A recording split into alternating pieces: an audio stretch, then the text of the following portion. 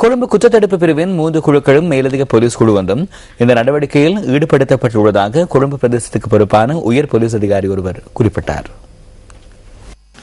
இந்த சந்தர்ப்பத்தில் போலீஸ் சீருடனை ஒத்த உடைய அணிந்த சிலர் அங்கு வந்து குறித்த வர்த்தகரையும் சாரதையும் டிஃபெண்டர் வாகனத்துக்குள் பலவந்தமாக ஏற்றிச் சென்றுள்ளனர். இந்த கொள்ளை சம்பவத்தினை மேற்கொள்வதற்காக இவர் குறித்த பகுதிக்கு சென்றுள்ளதாக தமக்கு தகவல் கிடைத்துள்ளதாக போலீசார் தெரிவிக்கின்றனர்.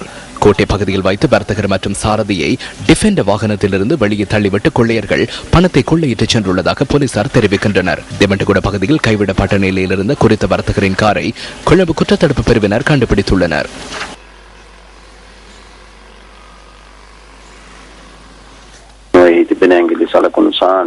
அதிலிருந்த கைவிரல் அடையாளம் மற்றும் கண்டுபிடிக்கப்பட்ட சாட்சியங்கள் தொடர்பில் விசாரணைகள் மேற்கொள்ளப்பட்டு வருகின்றன. அத்துடன் சிசிடிவி கேமராவின் மூலம் கிடைக்கப்பட்ட சாட்சியங்கள் தொடர்பிலும் விசாரணைகள் இடம்பெறுகின்றன. இதன் அடிப்படையில் சந்தேக நபரை கைது செய்வதற்காக கொழும்பு குற்றத்தடுப்பு பிரிவு விசாரணைகளை விரிவுபடுத்தியுள்ளதுடன் அவற்றை செயற்படுத்தி வருகிறது.